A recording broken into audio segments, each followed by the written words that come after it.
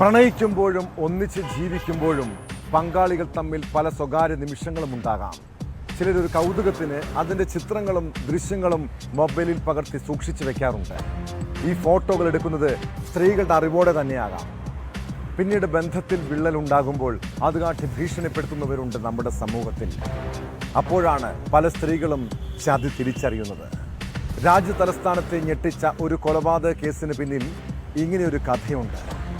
ഡൽഹിയിലെ civil service ഉദ്യോഗാർത്ഥിയായ Ramkesh മീണയെ കൊലപ്പെടുത്തിയത് living പങ്കാളിയുടെ സ്വകാര്യ ദൃശ്യങ്ങൾ പകർത്തിയതിൻ്റെ പകവീട്ടലായിരുന്നു. കേസിൽ യുവതിയും മുൻ കാമുകനും സുഹൃത്തും പിടിയിലായത് സംഭവം നടന്ന് 3 ആഴ്ചയ്ക്ക് ശേഷം. ഇതോടൊപ്പം കോട്ടയത്ത് യുവാവിൻ്റെ അപകട മരണത്തിലെ ദുരൂഹതയും മറനീക്കി പുറത്തു വരണം. ജയന് അവസാനം വന്ന ആ ഫോൺ കോൾ മരണത്തിലേക്കുള്ള വിളിയായിരുന്നു. വിശദമായി പരിശോധിക്കുകയാണ് പോലീസ് പട്രോൾ. സ്വാഗതം.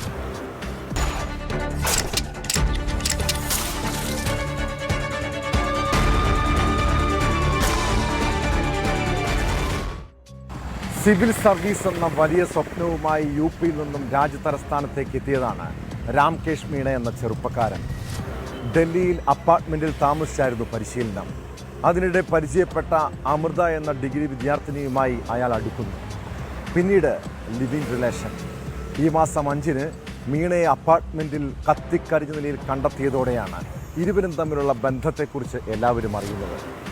എന്നാൽ യുവാവിൻ്റെ മരണത്തിൽ ആർക്കും ആദ്യം സംശയമൊന്നും തോന്നിയില്ല. പിന്നീട് പോലീസ് നടത്തിയ വിശദമായ അന്വേഷണത്തിൽ കണ്ടെത്തിയ CCTV ദൃശ്യങ്ങളും മൊബൈൽ ടവർ ലൊക്കേഷനും കേസിൻ്റെ ചുരുളഴിച്ചു. പങ്കാളി അമൃതയും ഇവരുടെ മുൻ കാമുകൻ സുമിത് കശ്യപും സുഹൃത്ത് സന്ദീപ് കുമാറും ചേർന്ന് നടത്തിയ ആസൂത്രിതമായ കൊലപാതകം. യുവതിയുടെ സ്വകാര്യ ദൃശ്യങ്ങൾ പകർത്തിയതിൻ്റെ പകവീട്ടലാണ് കൊലയ്ക്ക് കാരണമെന്ന് പ്രതികൾ മൊഴി നൽകി.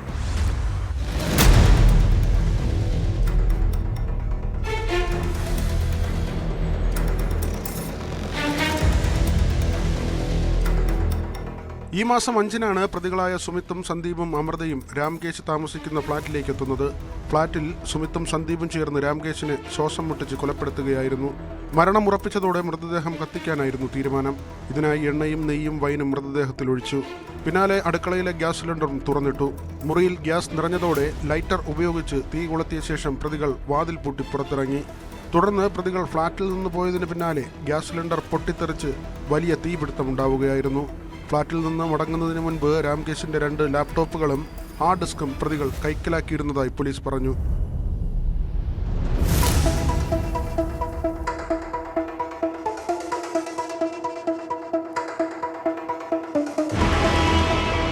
തന്റെ സ്വകാര്യ ചിത്രങ്ങൾ കാമുകൻ മീണ രഹസ്യമായി സൂക്ഷിച്ചതിന്റെ വിരോധമാണ് കൊലയ്ക്ക് കാരണമെന്നാണ് കണ്ടെത്തൽ. മീണയും അമൃതയും കഴിഞ്ഞ മെയ് മുതലാണ് അപ്പാർട്ട്മെന്റിൽ ഒരുമിച്ച് താമസം ആരംഭിച്ചത്. അതിനിടെ തന്റെ സ്വകാര്യ ചിത്രങ്ങളും വീഡിയോകളും മീണ രഹസ്യമായി റെക്കോർഡ് ചെയ്ത് ഹാർഡ് ഡിസ്കിൽ സൂക്ഷിച്ചിട്ടുള്ളതായി അമൃത കണ്ടെത്തി. ഇവ ഡിലീറ്റ് ചെയ്യണമെന്ന് അമൃത പലതവണ ആവശ്യപ്പെട്ടിട്ടും മീണ കൂട്ടാക്കിയില്ല. ഇതേ തുടർന്നാണ് മീണയെ കൊല്ലാൻ അമൃത പദ്ധതിയിട്ടത്. ഇതിനായി മുൻ കാമുകൻ സുമിത്തിനെ അമൃത ബന്ധപ്പെടുകയായിരുന്നു. ഡിഗ്രി ഫോറൻസിക് സയൻസ് വിദ്യാർത്ഥിയായ അമൃതയുടെ അറിവും പാചകവാതക വിതരണക്കാരനായ സുമിത്തിന്റെ വൈദഗ്ധ്യവും ഉപയോഗിച്ചാണ് കൊലപാതകം ആസൂത്രണം ചെയ്തത്. കൊലപാതകത്തിന് ശേഷം ഫ്ളാറ്റിന് തീയിട്ട് തീപിടുത്തം മൂലമുള്ള അപകടമരണമായി ചിത്രീകരിക്കാനായിരുന്നു ശ്രമം. സുമിത്ത് സുഹൃത്ത് സന്ദീപിനെയും കൂട്ടി അപ്പാർട്ട്മെന്റിലെത്തിയാണ് കൊലപാതകം നടത്തിയത്. തീപിടുത്തത്തിലുണ്ടായ മരണമെന്ന് ആദ്യം കരുതിയെങ്കിലും ദുരൂഹത ആരോപിച്ച് മീണയുടെ കുടുംബം പോലീസിൽ പരാതി നൽകിയതോടെയാണ് സത്യം പുറത്തുവന്നത്.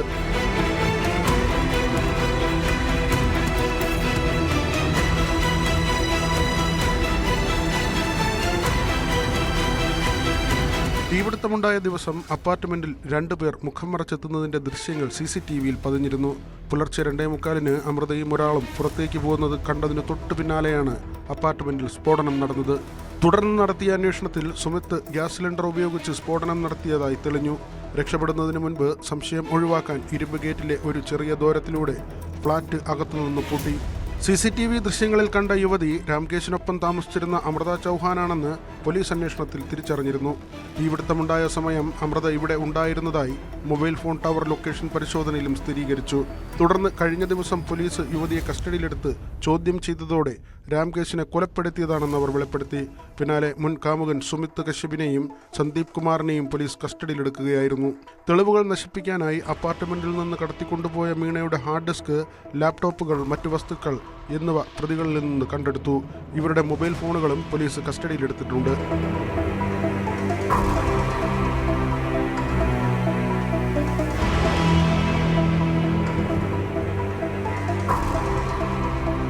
ന്യൂസ് 18 ഡൽഹി. സുഹൃത്തുക്കൾ ഫോണിൽ വിളിച്ചതിനെ തുടർന്നാണ് കോട്ടയം കടപ്ലാമറ്റ സ്വദേശി ജയൻ ആ രാത്രിയിൽ അവിടെ എത്തിയത്. അവിടെ വെച്ച് ജയനും കൂട്ടുകാരും തമ്മിൽ എന്തോ വാക്കുതർക്കമുണ്ടായിട്ടുണ്ട്. ആ സമയം ബഹളം കേട്ടതായി സമീപത്ത് താമസിക്കുന്നവർ പറയുന്നു. പിന്നീട് അറിഞ്ഞത് ജയൻ്റെ മരണവാർത്തയാണ്. എന്തായിരിക്കും ആ രാത്രി അയാൾക്ക് സംഭവിച്ചത്? യുവാവിൻ്റെ മരണം കൊലപാതകമെന്ന സംശയവുമായി ബന്ധുക്കൾ രംഗത്തെത്തി. വാഹനം ഇടിച്ച നിലയിൽ സുഹൃത്തുക്കളാണ് ജയനെ മെഡിക്കൽ കോളേജ് ആശുപത്രിയിൽ എത്തിച്ചത്. വാക്കുതർക്കത്തിനിടെ യുവാവിനെ സുഹൃത്തുക്കൾ വാഹനമിടിപ്പിച്ച് കൊലപ്പെടുത്തിയെന്നാണ് കുടുംബത്തിൻ്റെ ആരോപണം.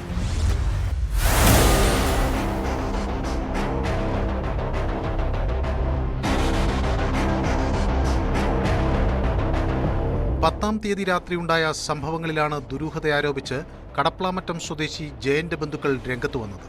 സുഹൃത്തുക്കൾ വിളിച്ചതുപ്രകാരമാണ് ജയൻ പുറത്തേക്ക് പോയത്. 10 മിനിറ്റിനുള്ളിൽ എത്തുമെന്ന് അമ്മയെ അറിയിച്ചിരുന്നു. എന്നാൽ ജയന് അപകടമുണ്ടായെന്നും ഇതിനെ തുടർന്ന് മരിച്ചുവെന്നും സുഹൃത്തുക്കൾ കുടുംബത്തെ വിവരമറിയിക്കുകയായിരുന്നു. ജയന്റെ ഫോണിൽ സുഹൃത്തുക്കൾ മർദ്ദിക്കുന്ന ദൃശ്യങ്ങൾ ഉൾപ്പെടെയുണ്ടെന്ന് കുടുംബം ചൂണ്ടിക്കാണിക്കുന്നു. അജ്ഞാത വാഹനം ഇടിച്ചാണ് മരണം എന്ന് സുഹൃത്തുക്കൾ പറഞ്ഞെങ്കിലും സുഹൃത്തിന്റെ തന്നെ വാഹനം ഇടിച്ചാണ് അപകടം എന്ന് പോലീസ് നടത്തിയ അന്വേഷണത്തിൽ വ്യക്തമായി. കുടുംബത്തിന്റെ സംശയത്തിന്റെ കാരണം ഇതൊക്കെയാണ്. വണ്ടി ഇടിച്ചു എന്ന് പറഞ്ഞാണ് എന്നെ എൻ്റെ കൂട്ടുകാരൻ എന്നെ ഫോണിൽ പെടുത്തുകയാണ്. ഇത് കഴിഞ്ഞ് ഞാൻ എൻ്റെ അനിയനെ പെടുത്തി കഴിഞ്ഞപ്പോൾ അവനും പറഞ്ഞു, ജയന് ഒരു ആക്സിഡന്റ് ഉണ്ടായിട്ടുണ്ട് ചേട്ടാ, എത്രയും പെട്ടെന്ന് നമുക്ക് പോകണം, ഞാൻ എങ്ങോട്ടാണ് പോകേണ്ടത്. അന്നേരം അവൻ പറഞ്ഞ് എനിക്ക് വായിക്കില്ല ചേട്ടാ, എവിടെ വെച്ചാണ് പോകുന്നത്. പിന്നെ രണ്ടാമത് വെച്ച് കഴിഞ്ഞപ്പോൾ അവൻ പറഞ്ഞത്, ചേട്ടാ ഇവനെ വയലായി വെച്ചാണ് ആക്രമണം. രാത്രി ഞങ്ങൾ പിന്നെ കൂട്ടുകാരെ വിളിച്ചു ഇവരാരും ഫോൺ എടുക്കുകയോ ഇതിനെ പ്രതികരിക്കുകയോ ഒന്നും ചെയ്തില്ല. സംഭവ സ്ഥലത്ത് വെച്ച് സുഹൃത്തുക്കൾ ജയനുമായി വാക്തർക്കമുണ്ടായതായി കുടുംബം ആരോപിക്കുന്നു. ജയന്റെ നിലവിളി കേട്ടതായി സമീപവാസികൾ പറഞ്ഞതായും കുടുംബം ചൂണ്ടിക്കാണിക്കുന്നു. സംഭവത്തിൽ ഉന്നതതല അന്വേഷണം ആവശ്യപ്പെട്ട് കോട്ടയം ജില്ലാ പോലീസ് മേധാവി ഷാഹുൽ ഹമീദിന് കുടുംബം പരാതി നൽകി.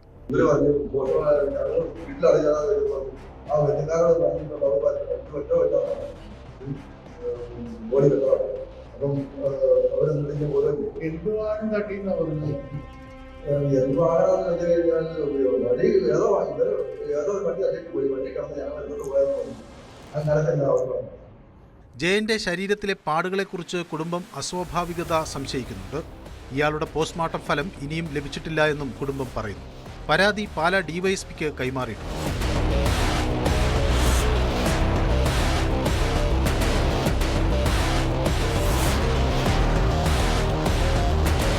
ന്യൂസ് 18 കോട്ടയം. ബൈക്ക് മറിഞ്ഞ് അപകടമുണ്ടായാൽ സാധാരണ അതിന് ഇൻഷുറൻസ് പരിരക്ഷ ലഭിക്കാറില്ല. എന്നാൽ ഇൻഷുറൻസ് കിട്ടാൻ ചില തട്ടിപ്പ് രീതിയൊക്കെ നമ്മുടെ നാട്ടിലുണ്ട്. അതിനായി റോഡ് ആക്സിഡൻ്റ് ആക്കി മാറ്റും. FIRും ഡോക്ടറുടെ സർട്ടിഫിക്കറ്റും സാക്ഷിമൊഴികളും വ്യാജമായി സൃഷ്ടിക്കും. FIR ഇടുന്നതിന് കോടതിയെപ്പോലും കബളിപ്പിക്കും. അഭിഭാഷകരും പോലീസ് ഉദ്യോഗസ്ഥരും സർക്കാർ ഡോക്ടർമാരും ഉൾപ്പെടുന്ന സംഘം ഇൻഷുറൻസ് തട്ടിപ്പ് നടത്തുന്ന രീതിയാണിത്. ഇല്ലാത്ത അപകടങ്ങളുടെ പേരിൽ ഇൻഷുറൻസ് കമ്പനികളെ കബളിപ്പിച്ച് കോടികളുടെ തട്ടിപ്പ് നടത്തിയെന്നാണ് വിവരം. കോടതിയെ തെറ്റിദ്ധരിപ്പിച്ച് നേടുന്ന ഉത്തരവിൻ്റെ മറവിൽ പോലീസ് ഒത്താശയിലാണ് ഈ ഏർപ്പാട്. 9 പോലീസ് ഉദ്യോഗസ്ഥരും 3 സർക്കാർ ഡോക്ടർമാരും ഒരു അഭിഭാഷകനും ഉൾപ്പെടെ 66 പ്രതികളാണ് കേസിലുള്ളത്.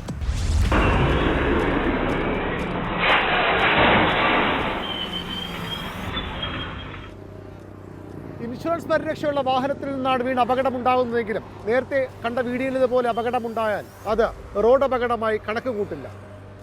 ഇൻഷുറൻസ് പരിരക്ഷ ലഭിക്കുകയുമില്ല. റാഷ് ആൻഡ് നെഗ്ലിജന്റ് ഡ്രൈവായി മാത്രമേ അത് കണക്കാക്കപ്പെടൂ.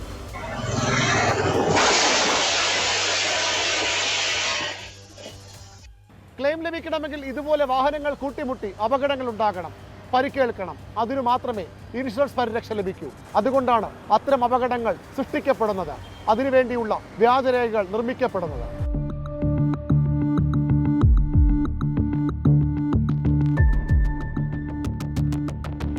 നെയ്യാറ്റിൻകര മോട്ടോർ ആക്സിഡന്റ് ക്ലെയിം ട്രിബ്യൂണലിലാണ് ഇൻഷുറൻസ് കമ്പനികൾ തെളിവുകൾ സഹിതം ഹർജി സമർപ്പിച്ചിരിക്കുന്നത്. സർക്കാർ ആശുപത്രികളുടെ രേഖകളുടെ പിൻബലത്തിലാണ് കോടിക്കണക്കിന് രൂപയുടെ ഇൻഷുറൻസ് തട്ടിപ്പ്.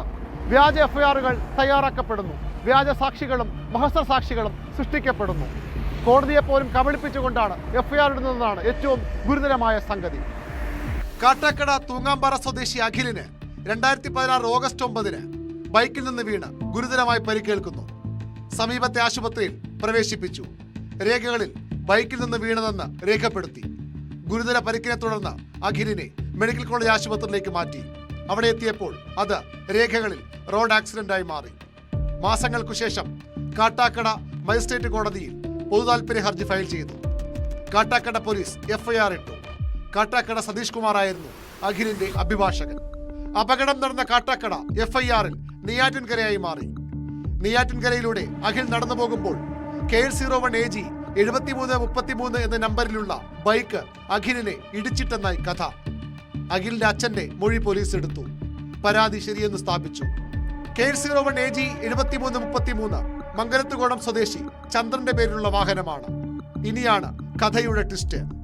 ചന്ദ്രന്റെ വാഹനം മറ്റു 4 അപകട കേസുകളിൽ കൂടി ചേർത്തു. Aryankode police crime number 1224/17, Parassala crime 76/17, Kattakada crime 211/19, Kattakada crime 596/19.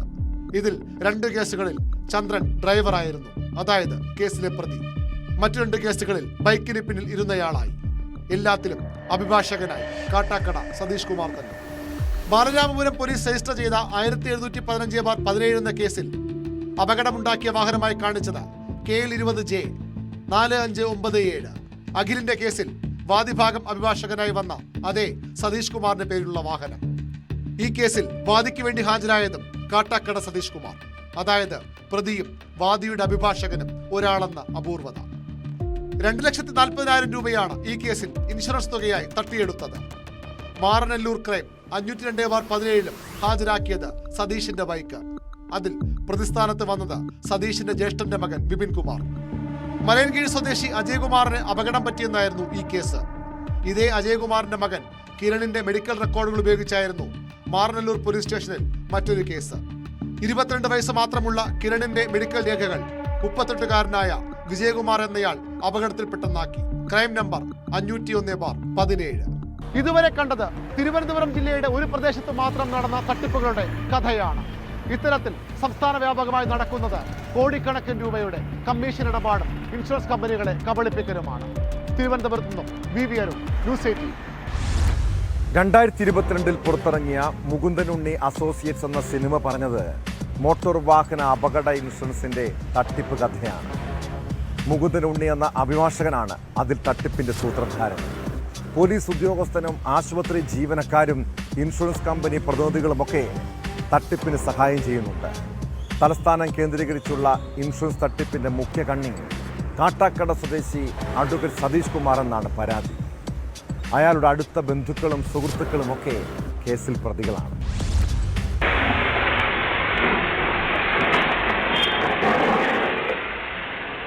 Advocate Kattakada Satheesh കുമാറിനെ ചുറ്റിപ്പറ്റിയാണ് ഇൻഷുറൻസ് തട്ടിപ്പെന്നാണ് പരാതി. സതീഷ് കുമാറിന്റെ പേരിലുള്ള വാഹനം 1 കേസുകളിൽ ഹാജരാക്കിയിട്ടുണ്ട്. ഇയാളുടെ അടുത്ത ബന്ധുക്കളും അവരുടെ വാഹനങ്ങളും കേസുകളുടെ ഭാഗമാണ്. സതീഷ് കുമാറിന്റെ ജ്യേഷ്ഠൻ വിജയകുമാറിന്റെ മകൻ പ്രതിയായ 502/17 നമ്പർ കേസിൽ ഉപയോഗിച്ചത് സതീഷിന്റെ വാഹനം. എന്നാൽ തട്ടിപ്പിനെ പറ്റി അറിയില്ലെന്നും സീനിയർ അഭിഭാഷകൻ കൈകാര്യം ചെയ്ത കേസുകൾ തന്റെ പേരിലായതാണെന്നും സതീഷ് കുമാർ. എന്റെ കേസല്ല അതല്ല എന്റെ കേസൊന്നുമല്ല.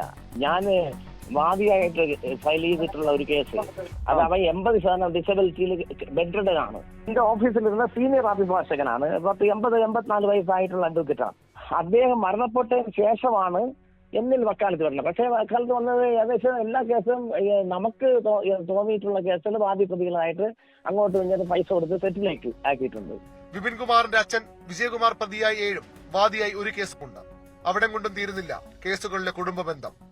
വിജയകുമാറിന്റെ മകൾ വിജി, വിജിയുടെ ഭർത്താവ് വിജോയ് എന്നിവർ വാദിയും പ്രതിയുമായൊക്കെ കേസുകളുണ്ട്.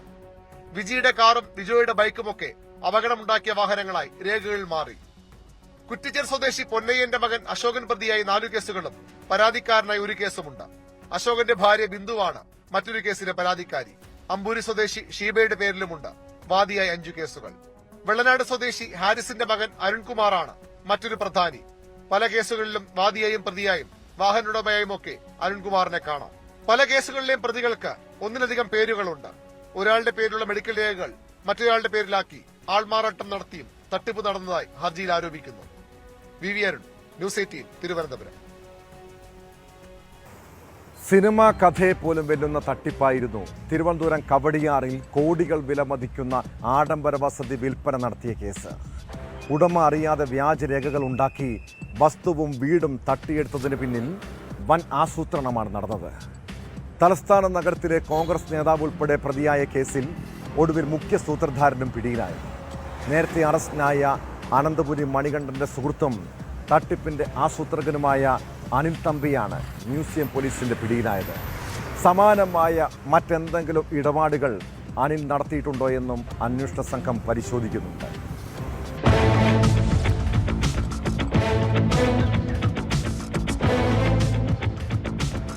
അമേരിക്കയിൽ സ്ഥിരതാമസമാക്കിയ തിരുവനന്തപുരം സ്വദേശിനി ഡോറ അസിയറയുടെ ഉടമസ്ഥതയിലുള്ള കവടിയാറിലെ ആഡംബര വസതി വ്യാജ പ്രമാണം നിർമ്മിച്ച് തട്ടിയെടുത്ത കേസിലെ മുഖ്യപ്രതിയാണ് അനിൽ തമ്പി. അനിലിനെ മ്യൂസിയം പോലീസാണ് പിടികൂടിയത്. വിവിധ തീർത്ഥാടന കേന്ദ്രങ്ങളിൽ ഒളിവിൽ കഴിയുകയായിരുന്ന അനിലിനെ വിദഗ്ധമായി അന്വേഷണ സംഘം കൊടുക്കുകയായിരുന്നു. വ്യാജരേഖകൾ ഉണ്ടാക്കിയ കേസിൽ നേരത്തെ അറസ്റ്റിലായ കോൺഗ്രസ് നേതാവ് അനന്തപുരി മണികണ്ഠനുമായി ഗൂഢാലോചന നടത്തി കോടികൾ വിലമതിക്കുന്ന വസതി തമ്പി തട്ടിയെടുക്കുകയായിരുന്നുവെന്നാണ് പോലീസ് ഭാഷ്യം. 2013 മുതൽ ജവഹർ നഗറിലെ ഡോറയുടെ വസതി കൈവശപ്പെടുത്തണമെന്നാഗ്രഹമുള്ള അനിൽ തമ്പി പലവട്ടം വസ്തു വിൽക്കുന്നതിനെക്കുറിച്ച് ആവശ്യപ്പെട്ടിട്ടും വസ്തുവിന്റെ ഉടമ വിൽക്കാൻ തയ്യാറാകാത്തതിനെ തുടർന്ന് ഏത് വിധേനയും വസ്തു കൈക്കലാക്കണമെന്ന ഉദ്ദേശത്തോടെ സുഹൃത്തായ മണികണ്ഠനെ സമീപിക്കുകയായിരുന്നു. ഈ സമയം സാമ്പത്തികമായി പ്രതിസന്ധി നേരിട്ടിരുന്ന മണികണ്ഠൻ അപ്രതീക്ഷിതമായി ലഭിച്ച കച്ചിത്തുരുമ്പായി ഇടപാടിനെ കാണുകയും തുടർന്ന് അനിൽ തമ്പിയിൽ നിന്ന് 40 ലക്ഷം രൂപ അഡ്വാൻസായി കൈപ്പറ്റുകയുമായിരുന്നു. അനിലിന്റെ ഭാര്യാപിതാവും കേസിലെ പ്രതിയുമായ ചന്ദ്രസേനന് വ്യാജരേഖകൾ ചമച്ച് കോടികൾ വിലമതിക്കുന്ന വസ്തു വിലയാധാരമായി എഴുതി നൽകാൻ തിരക്കഥ തയ്യാറാക്കിയിരുന്നു. രജിസ്ട്രേഷൻ കഴിഞ്ഞ ഉടനെ അനിൽ തമ്പി 1,60 ലക്ഷം രൂപ മണികണ്ഠന്റെ വിവിധ അക്കൗണ്ടുകളിലേക്ക് കൈമാറിയതിന്റെ തെളിവുകൾ മ്യൂസിയം പോലീസിന് ലഭിച്ചു. ചന്ദ്രസേനൻ അനിൽ തമ്പിയുടെ ബിനാമിയായി പ്രവർത്തിക്കുകയായിരുന്നുവെന്നാണ് അന്വേഷണ സംഘം കണ്ടെത്തിയിരിക്കുന്നത്. സമാനമായ മറ്റെന്തെങ്കിലും ഇടപാടുകൾ അനിൽ നടത്തിയിട്ടുണ്ടോ എന്ന് കണ്ടെത്താൻ അന്വേഷണം തുടരുകയാണ്.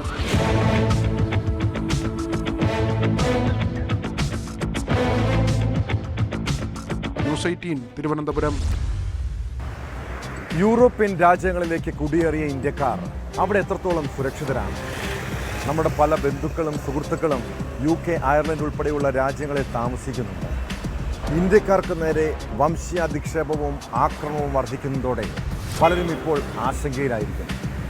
UK-യിൽ കഴിഞ്ഞ ദിവസം ഉണ്ടായ സംഭവം അല്പം ഭയപ്പെടുത്തുന്നതാണ്. ഇന്ത്യൻ വംശജയെ വംശീയമായി അധിക്ഷേപിക്കുകയും ബലാത്സംഗത്തിന് ഇരയാക്കുകയും ചെയ്തെന്നാണ് പുതിയ പരാതി. വെസ്റ്റ് മിഡ്ലാൻഡിൽ വെച്ചാണ് 20-കാരിയെ ബലാത്സംഗത്തിന് ഇരയാക്കിയത്. CCTV പതിഞ്ഞ പ്രതിയുടെ ചിത്രം പോലീസ് പുറത്തുവിട്ടു.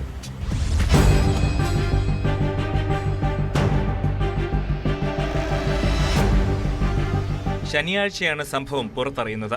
ലൈംഗികാതിക്രമത്തിനിരയായ ശേഷം നിസ്സഹായയായ യുവതി വഴിയിലിരിക്കുകയായിരുന്നു. തുടർന്ന് പോലീസിന് ലഭിച്ച വിവരത്തെ തുടർന്നാണ് യുവതിയെ സുരക്ഷിത സ്ഥലത്തെത്തിച്ച് അന്വേഷണം ആരംഭിച്ചത്. തുടർന്ന് പരിസര പ്രദേശങ്ങളിലെ CCTV കേന്ദ്രീകരിച്ച് നടത്തിയ അന്വേഷണത്തിൽ 30 വയസ്സ് തോന്നിക്കുന്ന യുവാവിന്റെ ചിത്രങ്ങൾ പോലീസ് കണ്ടെത്തുകയും പുറത്തുവിടുകയും ചെയ്തു. അക്രമി ഇരുണ്ട വസ്ത്രമായിരുന്നു ധരിച്ചിരുന്നത്. പ്രതിയെ കണ്ടെത്താൻ സഹായിക്കണമെന്ന് പ്രദേശവാസികളോട് പോലീസ് ആവശ്യപ്പെട്ടിട്ടുണ്ട്.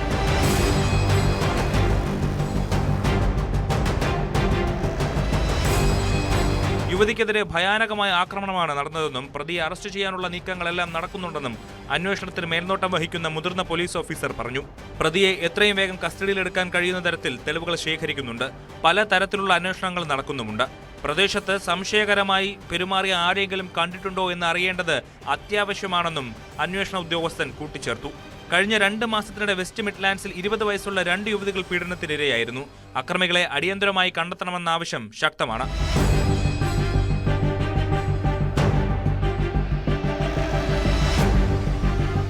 Desk, news 18. കേരളം കണ്ട ഏറ്റവും വലിയ വനം കൊള്ളയായിരുന്നു മുട്ടിൽ മരമുറി കേസ്. അഗസ്റ്റിൻ സഹോദരങ്ങൾ പ്രതികളായ കേസിൽ പല ഉന്നതർക്കും പങ്കുണ്ടെന്ന് വ്യക്തമാണ്. എന്നാൽ FIR രജിസ്റ്റർ ചെയ്ത് വർഷങ്ങൾ കഴിഞ്ഞിട്ടും അന്വേഷണം വഴിമുട്ടിയ അവസ്ഥ. 42 കേസുകളിൽ 19 എണ്ണത്തിൽ ഇനിയും കുറ്റപത്രം നൽകിയിട്ടില്ല.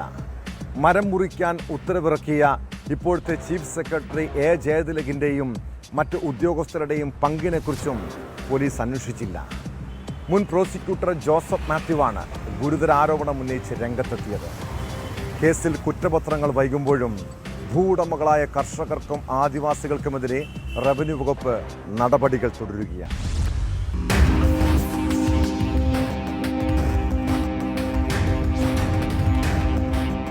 മുട്ടിൽ മരമുറി കേസിൽ 5 വർഷമായിട്ടും പ്രത്യേക അന്വേഷണ സംഘത്തിന്റെ കുറ്റപത്രം വൈകുകയാണ്. റോജി അഗസ്റ്റിൻ, ജോസുകുട്ടി അഗസ്റ്റിൻ, ആൻഡ്രു അഗസ്റ്റിൻ എന്നിവർ പ്രതികളായ ആകെ 42 കേസുകളാണ് ഉള്ളത്. ഇതിൽ 19 കേസുകളിൽ ഇനിയും കുറ്റപത്രം നൽകിയിട്ടില്ല. അതിനിടെയാണ് ഭൂവുടമകളായ കർഷകർക്കും ആദിവാസി വിഭാഗങ്ങൾക്കും എതിരെയുള്ള റവന്യൂ വകുപ്പിന്റെ നടപടി. 29 കർഷകരുടെ അപ്പീലാണ് അപാകത ആരോപിച്ച് തള്ളിയത്.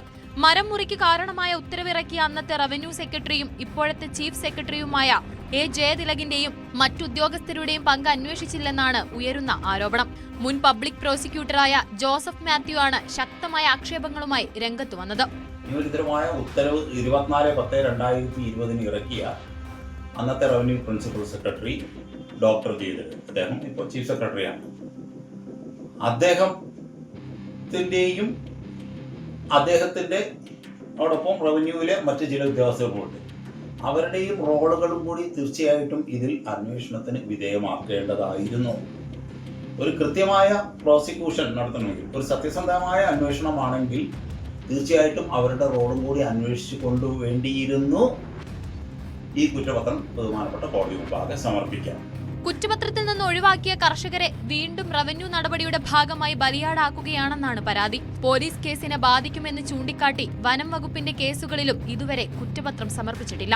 പിടിച്ചെടുത്ത് കുപ്പാടി ഡിപ്പോയിൽ സൂക്ഷിച്ചിരിക്കുന്ന ഈട്ടിത്തടികൾ ഉൾപ്പെടെ നശിക്കുമ്പോഴും അത് സംരക്ഷിക്കാൻ സൗത്ത് വയനാട് DFOയുടെ ഭാഗത്തു നിന്നും ഒരു നടപടിയും ഉണ്ടാകുന്നില്ല.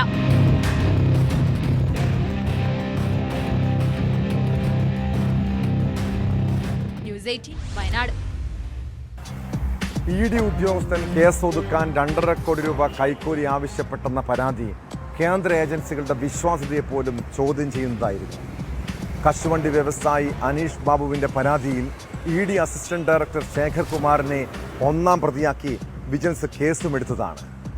സംഭവത്തിന് പിന്നാലെ പരാതിക്കാരനായ അനീഷ് ബാബുവിനെ പൂട്ടാനുള്ള നീക്കത്തിലാണ് ED. പരാതിക്കാരൻ്റെ സ്വത്തുക്കൾ കണ്ടുകെട്ടിയ ED അയാളെ വീണ്ടും ചോദ്യം ചെയ്യാൻ വിളിപ്പിച്ചിട്ടുണ്ട്. അതിനിടെ ED കേസിൽ മുൻകൂർ ജാമ്യത്തിനായി അനീഷ് ബാബു ഹൈക്കോടതിയെ സമീപിച്ചു. അനീഷ് ബാബുവിൻ്റെയും കുടുംബാംഗങ്ങളുടെയും പേരിലുള്ള 5.5 കോടിയുടെ സ്വത്തുക്കളാണ് കണ്ടുകെട്ടിയത്.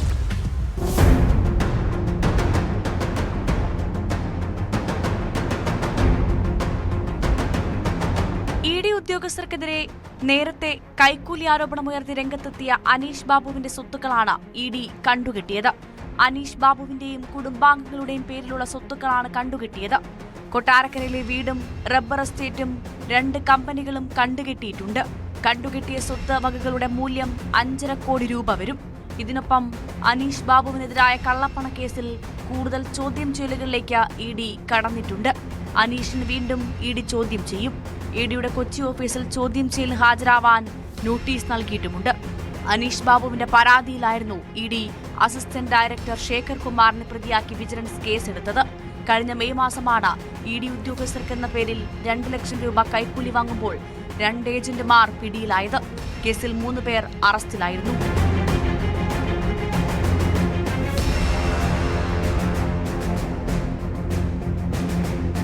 ന്യൂസ് 18 കൊച്ചി.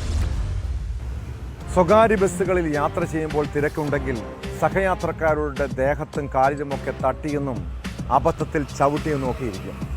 എന്നാൽ അതിൻ്റെ പേരിൽ പ്രശ്നം സൃഷ്ടിക്കുകയും ആക്രമണം നടത്തുകയും ചെയ്യുന്ന ചില ആളുകളെ കണ്ടിട്ടുണ്ട്. മലപ്പുറം പെരിന്തൽമണ്ണയിൽ സ്വകാര്യ ബസ്സിൽ വെച്ച് അറിയാതെ കാലിൽ ചവിട്ടിയെന്ന് പറഞ്ഞ് യുവാവ് മർദ്ദിച്ചത് സ്വന്തം അച്ഛൻ്റെ പ്രായമുള്ള ഒരു വയോധികനെയാണ്.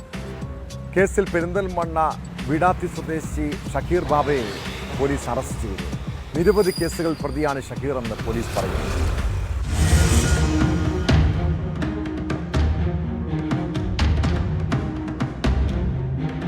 കഴിഞ്ഞ ദിവസമാണ് കേസിനാസ്പദമായ സംഭവം നടന്നത്. താഴേക്കോട് സ്വദേശി ഹംസയ്ക്കാണ് യുവാവിന്റെ ആക്രമണത്തിൽ പരിക്കേറ്റത്. കാലിൽ ചവിട്ടിയത് ചോദ്യം ചെയ്തതിനെ തുടർന്നാണ് യുവാവ് വയോധികനെ ക്രൂരമായി മർദ്ദിക്കുകയും അസഭ്യം പറയുകയും ചെയ്തു. മർദ്ദനത്തിൽ ഹംസയുടെ മൂക്കിന്റെ എല്ല് പൊട്ടുകയും തലയ്ക്ക് പരിക്കേൽക്കുകയും ചെയ്തിരുന്നു. മർദ്ദനത്തിന്റെ CCTV ദൃശ്യങ്ങൾ കഴിഞ്ഞ ദിവസമാണ് പുറത്തുവന്നത്. ഷഹീർ ബാവ നിരവധി കേസുകളിൽ പ്രതിയാണെന്ന് പോലീസ് പറഞ്ഞു. കോടതിയിൽ ഹാജരാക്കിയ പ്രതിയെ റിമാൻഡ് ചെയ്തു.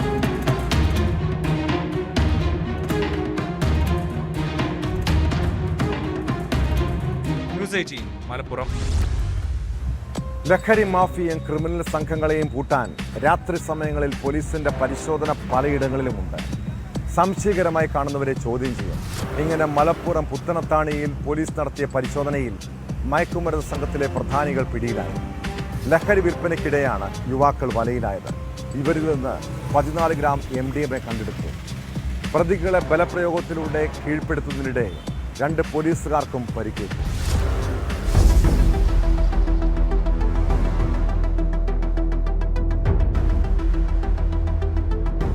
മലപ്പുറം പുത്തനത്താണിയിൽ വിൽപ്പനയ്ക്കെത്തിച്ച MDMAയുമായി 2 യുവാക്കളെ കൽപ്പകഞ്ചേരി പോലീസ് അറസ്റ്റ് ചെയ്തു. പൂക്കിപ്പറമ്പ് കുണ്ടൂർ സ്വദേശികളായ 2 യുവാക്കളാണ് അറസ്റ്റിലായത്. തെന്നല പൂക്കിപ്പറമ്പ് സ്വദേശി ചാത്തേരി ജുനൈസ്, കുണ്ടൂർ സ്വദേശി മച്ചിങ്ങൽ ഇസഹാക്ക് എന്നിവരെയാണ് പോലീസ് അറസ്റ്റ് ചെയ്തത്. കഴിഞ്ഞ ദിവസം മറ്റൊരു കേസിലെ പ്രതിയെ പിടികൂടാനെത്തിയപ്പോഴാണ് ഇരുവരും മാരക മയക്കുമരുന്നുമായി പോലീസിന്റെ പിടിയിലാകുന്നത്. ഇരുവരിൽ നിന്നും 14 ഗ്രാം MDMAയും പിടിച്ചെടുത്തു. മഫ്തിയിലായിരുന്നു മറ്റൊരു കേസിലെ പ്രതിയെ തിരഞ്ഞ് പോലീസ് എത്തിയത്. ഇതിനിടയിൽ പ്രതികളെ കണ്ട് സംശയം തോന്നിയ പോലീസ് നടത്തിയ പരിശോധനയിലാണ് MDMA പിടിച്ചെടുക്കുന്നത്. NDPS നോക്കുന്നതിന് വേണ്ടി മറ്റുമൊക്കെ ആയിട്ട് പട്രോളിങ്ങിന് പോയിരുന്നു. ഇവർ മഫ്തിയിലായിരുന്നു. അങ്ങനെയുള്ള പരിശോധനകളിൽ ഒരു കാറ് സംശയകരമായി കണ്ട് കാറിൽ നോക്കിയപ്പോഴേക്ക് അയാൾ പെട്ടെന്ന് കാറെടുത്ത് പോകാൻ ശ്രമിക്കുകയും അങ്ങനെ ബലമായി പിടിച്ചു നിർത്തി പരിശോധിച്ചപ്പോൾ കാറിനകത്ത് MDMA ഏകദേശം 14 ഗ്രാമോളം MDMA പിടിച്ചു. അങ്ങനെ 2 പ്രതികളെയും പിടിച്ചു. ഒരു കാറും കിട്ടിയിട്ടുണ്ട്. അതിൻ്റെ ആ സമയത്ത് SIക്കും ഒരു പോലീസുകാരനും പരിക്ക് പറ്റി. SI വിശാഖ് പോലീസുകാരനും പരിക്കുണ്ട്. ചില്ലറ വിൽപ്പനയ്ക്കായി 3 പ്രതികളിലായാണ് MDMA എത്തിച്ചത്. രക്ഷപ്പെടാൻ ശ്രമിച്ച പ്രതികളെ ബലപ്രയോഗത്തിലൂടെ കീഴടക്കുകയായിരുന്നു. ഇതിനിടെ പോലീസുകാരുടെ കൈക്ക് പരിക്കേറ്റു. പ്രതികൾ സഞ്ചരിച്ച കാർ പോലീസ് കസ്റ്റഡിയിലെടുത്തു. കോടതിയിൽ ഹാജരാക്കിയ പ്രതികളെ റിമാൻഡ് ചെയ്തു.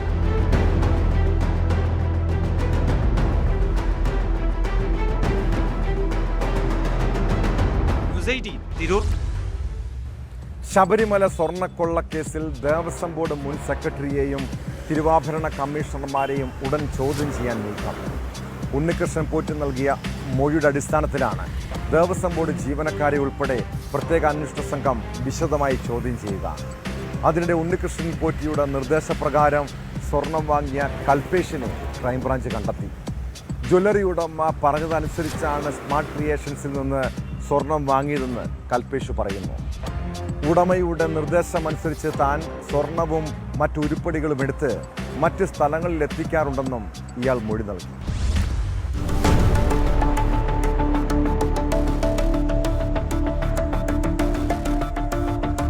ചെന്നൈയിലെ ജ്വല്ലറിയിലെ ജീവനക്കാരനാണ് രാജസ്ഥാൻ സ്വദേശിയായ കൽപേഷ്. 13 വർഷമായി ചെന്നൈയിലെ സ്വർണ്ണക്കടയിൽ ജോലി ചെയ്തു വരികയാണ്. ജെയിൻ എന്നയാളാണ് കൽപേഷ് ജോലി ചെയ്യുന്ന സ്വർണ്ണക്കടയുടെ ഉടമ. ശബരിമലയിലെ കട്ടിള കൊണ്ടുപോയി സ്വർണം എടുത്ത കേസിൽ 2ാം പ്രതിയാണ് കൽപേഷ്. ഉണ്ണികൃഷ്ണൻ പോറ്റിയുടെ മൊഴിയുടെ അടിസ്ഥാനത്തിലാണ് ഇയാളെ പ്രതി ചേർത്തത്. ജ്വല്ലറി ഉടമയുടെ നിർദ്ദേശപ്രകാരമാണ് സ്മാർട്ട് ക്രിയേഷൻസിൽ നിന്ന് സ്വർണം വാങ്ങിയതെന്നും ഉണ്ണികൃഷ്ണൻ പോറ്റിയെ അറിയില്ലെന്നും കൽപേഷ് പറഞ്ഞു.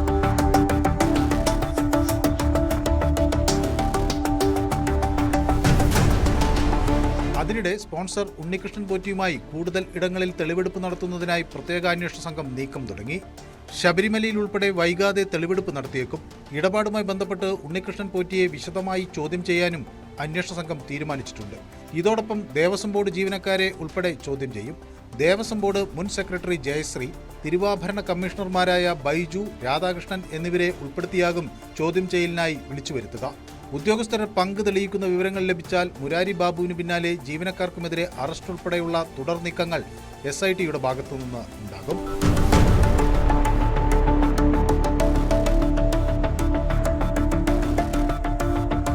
News news 18 Thiruvananthapuram. കാസർഗോഡ് അച്ചാംതുരുത്തിയിലെ CPM ഓഫീസിന് നേരെ ആക്രമണം നടത്തിയ കേസാണ് പോലീസ് പെട്രോളിനെ പരിശോധിക്കുന്നത്. കഴിഞ്ഞ ദിവസം രാത്രിയിലാണ് സംഭവം. ഓഫീസിലേക്ക് പടക്കമെറിയുകയും സ്ത്രീകളെ ഉൾപ്പെടെ ആക്രമിക്കുകയും ചെയ്തുവെന്നാണ് പരാതി. വള്ളംകളി മത്സരത്തിന്റെ വിജയാഘോഷത്തിന്റെ മറവിൽ കോൺഗ്രസ് പ്രവർത്തകരാണ് ആക്രമണം അഴിച്ചുവിട്ടതെന്ന് CPM ആരോപിക്കുന്നു.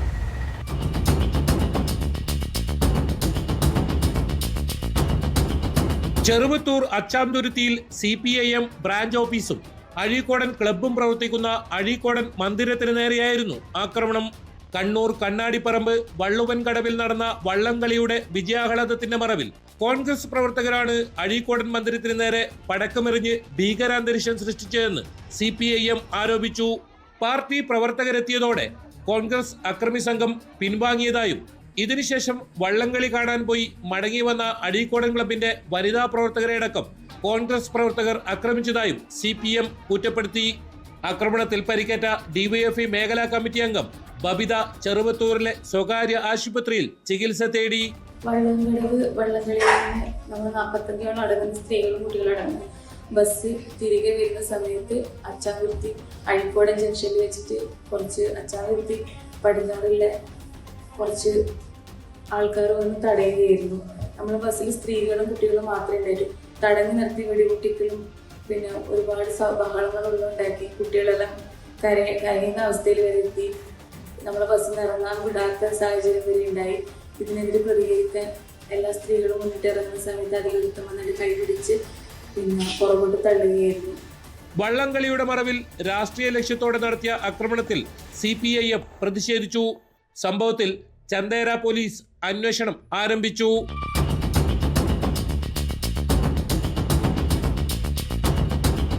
ന്യൂസ് 18 കാസർഗോഡ്. പാലക്കാട് ജില്ലാ ആശുപത്രിയിൽ വീണ്ടും ഗുരുതര വീഴ്ച. വിഷം കഴിച്ച് മരിച്ച വ്യക്തിയുടെ മൃതദേഹം പോസ്റ്റ്മോർട്ടം ചെയ്യാതെ ബന്ധുക്കൾക്ക് വിട്ടു നൽകിയെന്നാണ് പരാതി. മുണ്ടൂർ സ്വദേശി സദാശിവന്റെ മൃതദേഹമാണ് പോസ്റ്റ്മോർട്ടം ചെയ്യാതെ ബന്ധുക്കൾക്ക് കൈമാറിയത്. അബദ്ധം മനസ്സിലായതോടെ മൃതദേഹം പൊതുദർശനത്തിനിടെ വീണ്ടും ആശുപത്രിയിലേക്ക് എത്തിച്ച് പോസ്റ്റ്മോർട്ടം ചെയ്തു. വീഴ്ച സംബന്ധിച്ച് അന്വേഷിക്കുമെന്ന് ആശുപത്രി സൂപ്രണ്ട് അറിയിച്ചിട്ടുണ്ട്.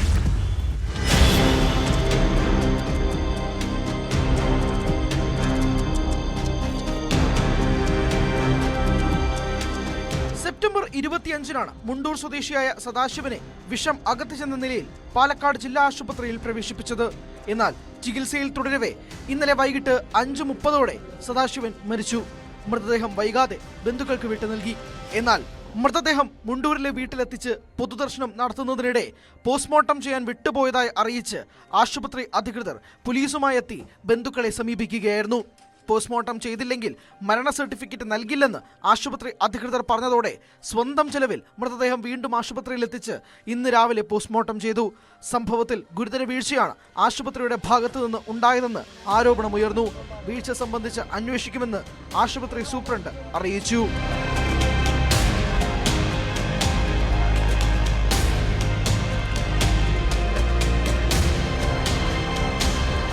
ന്യൂസ് 18 പാലക്കാട്. നമ്മുടെ പല കുടുംബങ്ങളുടെയും സമാധാനവും സന്തോഷവും നഷ്ടപ്പെടുത്തുന്നത് മദ്യവും ലഹരിയുമാണ്. മദ്യപിച്ച് ലക്കുകെട്ടെത്തുന്ന ഭർത്താക്കന്മാരും ലഹരിയിൽ അടിഞ്ഞാടുന്ന മക്കളും വീട്ടിലെ സ്ത്രീകൾക്ക് കണ്ണീർ മാത്രമാണ് സമ്മാനിക്കുന്നത്. ഒടുവിൽ ലഹരി മൂത്ത് അക്രമവും കൊലപാതകവും വരെ സംഭവിക്കുന്ന കാഴ്ച.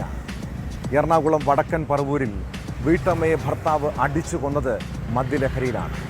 വൈകുന്നേരം 3 മണിയോടെ മദ്യപിച്ച് വീട്ടിലെത്തിയ ഉണ്ണികൃഷ്ണൻ അകാരണമായി ഭാര്യയെ ആക്രമിക്കുകയായിരുന്നു. അതിനിടെ ഭാര്യ കോമളത്തെ ഇരുമ്പുവടി ഉപയോഗിച്ച് തലക്കടിച്ച് കൊലപ്പെടുത്തിയെന്നാണ് കേസ്. ഇവരുടെ ഭിന്നശേഷിയുള്ള മകനും ഗുരുതരമായി പരിക്കേറ്റിട്ടുണ്ട്. അച്ഛൻ്റെ ക്രൂരതയിൽ അമ്മയെ നഷ്ടപ്പെട്ട് അനാഥനായ ആ മകനെക്കുറിച്ച് ഓർക്കുമ്പോഴാണ് വല്ലാത്ത വേദന. വീട്ടിൽ വഴക്കും പ്രശ്നവും സൃഷ്ടിക്കുന്ന ദമ്പതികൾ കുട്ടികളെപ്പറ്റി ചിന്തിക്കാറുണ്ടോ? കുടുംബ പ്രശ്നങ്ങൾ കുഞ്ഞുങ്ങളെയാണ് ഏറ്റവും കൂടുതൽ ബാധിക്കുകയെന്ന് നിങ്ങൾ മനസ്സിലാക്കണം കേട്ടോ. ഇതോടെ പോലീസ് പെട്രോൾ പൂർണ്ണമാകുന്നു. നമസ്കാരം.